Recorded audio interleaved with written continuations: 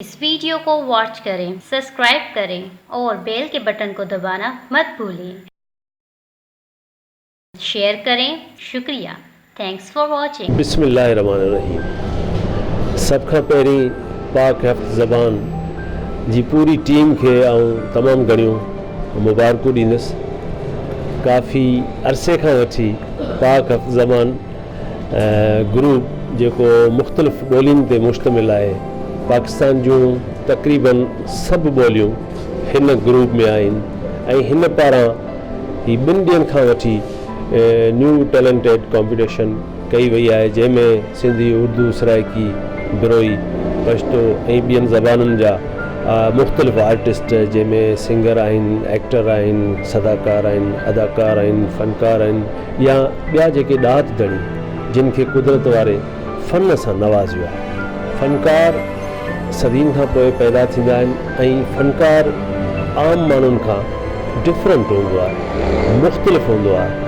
अल्लाह ताला हुन में अलॻि सलाहियतूं पैदा कंदो आहे, जंहिंजे ज़रिए उहो सॼी दुनिया में पंहिंजे मुल्क में, पंहिंजे सूबे में, पंहिंजे ॻोठ में, पंहिंजे शहर में नालो कमाईंदा आहिनि। को तव्हां ॾिसो नात ख़्वाह आहे, को ॾिसो त क़ुर जी क़िरात करे थो त दिलि बाग़ बार थी वञे, को रेडियो ते असां जॾहिं ॿुधूं था हुनजी सदाकारी त हुनजो आवाज़ ई असांखे मुतासिर करे थो।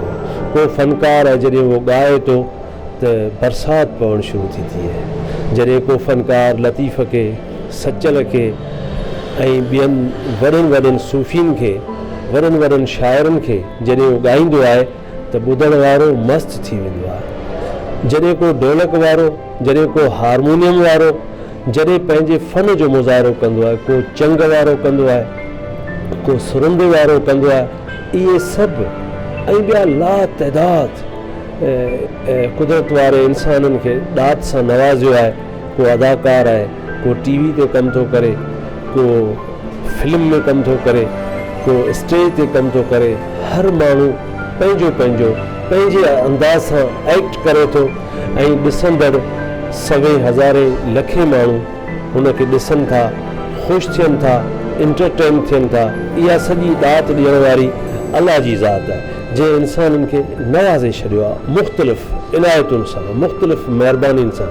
तो अहिड़ी तरह हफ़्ज़ ज़बान मुख़्तलिफ़ कलाकारनि खे, मुख़्तलिफ़ आर्टिस्टनि खे ऐं न्यू टैलेंट रखंदड़ नौजवाननि खे हिते गॾु कयो आहे। हुननि जी हिमत अफ़ज़ाई लाइ, हुननि खे एप्रिसिएशन ॾियण लाइ हिते गॾु करे उन्हनि जी क़दुरु शनासी कई पई वञे, हुननि जी हिमत अफ़ज़ाई कई पई वञे। ऐं सम्झा थो त हादी बिरोई साहब जेको हिन ग्रुप खे लीड करे थो ऐं हिन सां ॿी हिकिड़ी ज़बरदस्त टीम आहे, काफ़ी सारा दोस्त आहिनि जेके गॾिजी सॼी हे इनायतूं कनि पिया आर्टिस्टनि ते, न्यू टैलेंटेड यूथ ते, नौजवाननि ते, उन सां गॾु सीनियर्स ते, उन्हनि सभिनी खे गॾु पिया कनि, उनखे मञता पिया ॾियनि, उन्हनि खे इज़त पिया ॾियनि। सच पुछो त मूंखे हिते अची करे इंतहाई ख़ुशी थी आहे।